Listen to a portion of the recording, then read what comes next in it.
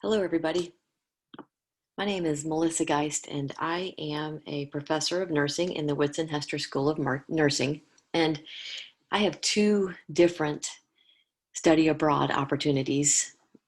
Most of the time, I have to say they're open to nursing students, but there are some opportunities that I open up to other students on campus as well. And so the first one is to a remote Mayan village in the Toledo district of Belize. So not the northern part of Belize, not all the resorts and the fun place. We go to the south, which I still think is fun, but it's, we are going to Belize to work. We have connections with the Peace Corps volunteer and the Ministry of Health appointed community health worker in a little village, sits right on the Belize Guatemalan border called San Benito Poite.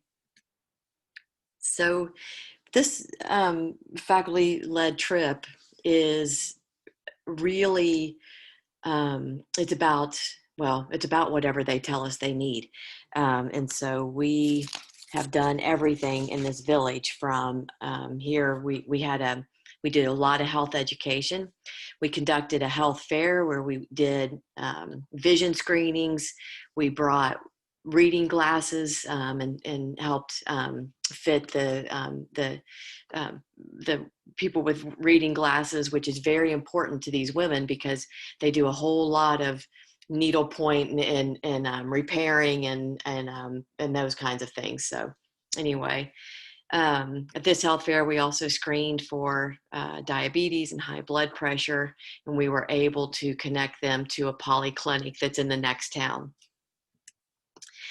Again, a lot of health education. So this group actually built a latrine along with a group of environmental engineers and Dr. Tanya Dada. And so, but this was a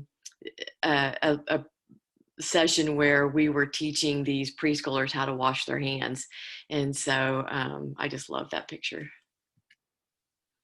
So this trip is mentally and physically challenging. And so the students are assigned to a family and then they live with that family for the duration that we're in the village. And so this is a family. It's actually, there's about 4 more male members who are not pictured in this picture. So this entire family lives in that roof hut. And so the students hang their hammocks right along with the family. They cook with the family. They work with the family. They really get to know their families, and they become very close. I know it's hard because there's absolutely zero privacy.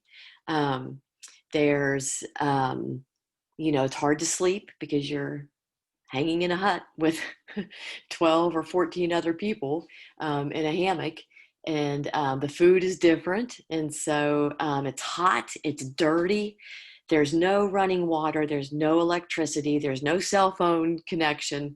So you're really cut off from normal civilization or what we're used to. So, we bathe in a river. It is a beautiful river, but that's all we have available.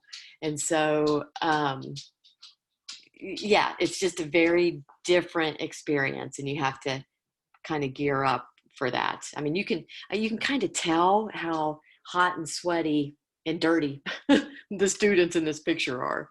This is another student cooking with their family, and so looks like she's making some tortillas, and it's always a fun thing to do with your family. Tortillas are a mainstay, and let me tell you, those tortillas with some Nutella spread on them, ooh, that is awesome. But in the background, you can see there's a person who is using like an old iron, like it's just a metal wedge that she's put on that hot stove.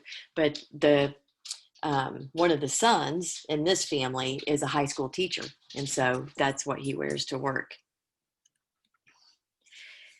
So the Belize trips are usually about 10 to 14 days, and they run anywhere between $1,000 and $1,500. And there's a lot of factors that play into that. Do you our in-country transportation is usually pretty expensive.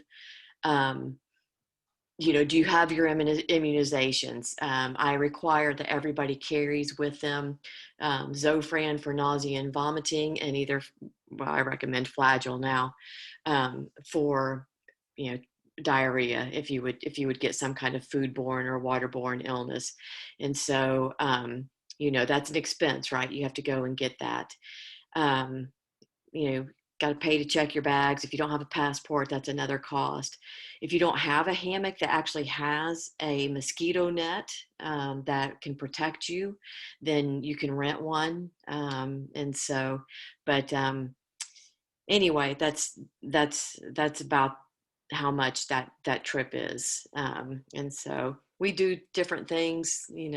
Students usually sell T-shirts, and that usually knocks a couple $100 off of their trip cost. Of course, Tennessee Tech pays the airfare, so there are things that help. The other study abroad is to Havana, Cuba, and this is a totally different experience. So this um, experience,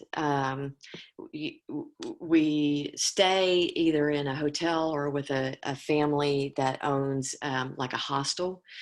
Food in Cuba can be expensive.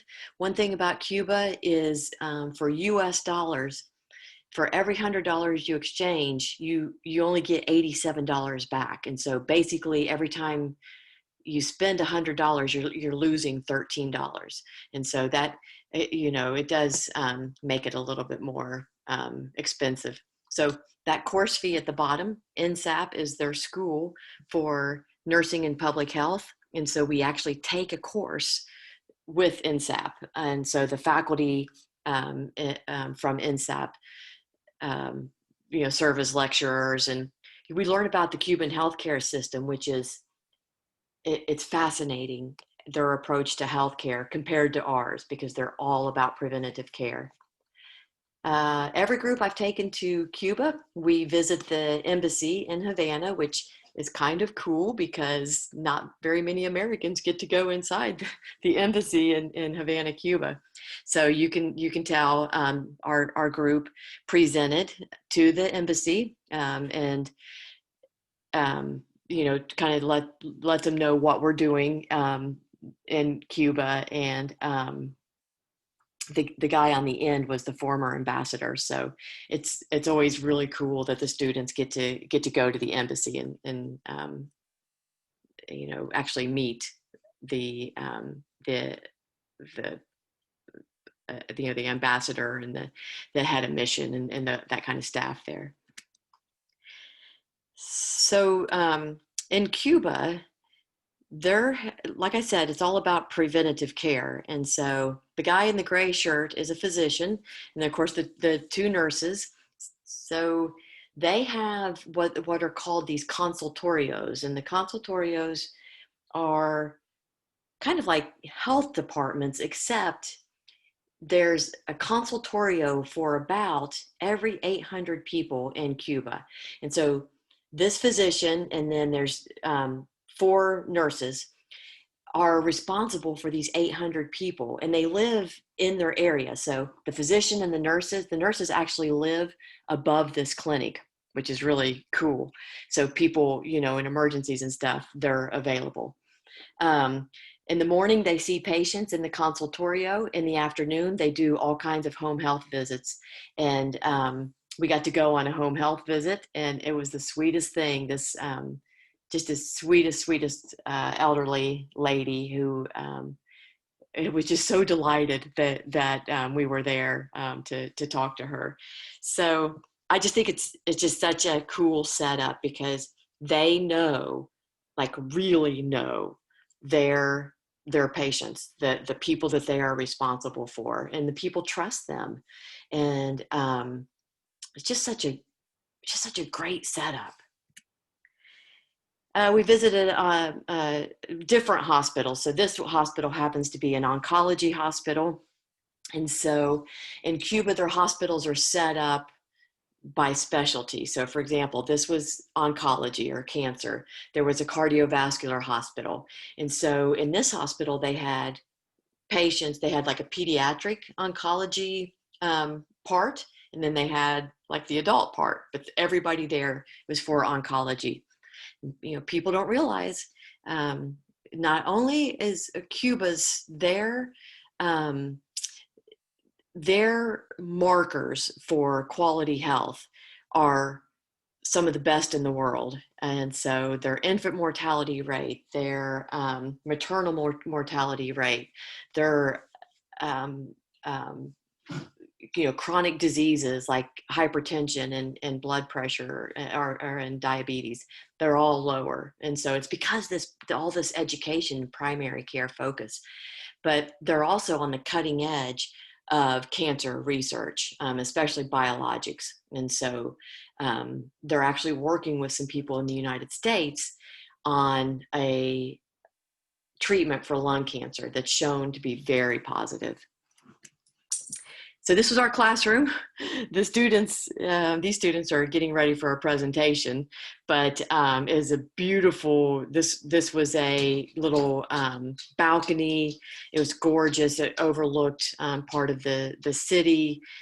I mean, you can kind of get a sense for how pretty it is. It's the most beautiful city with the nicest people you would ever want to meet. So those are my two faculty-led programs. And yeah,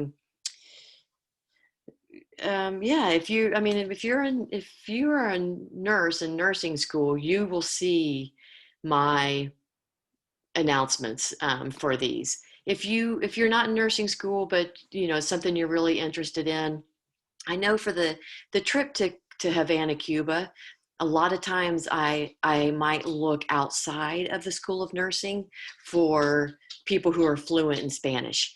And so even though you're not a nurse, I might choose you to travel with my group because I need fluent Spanish speakers. And so if that's you, you can contact me.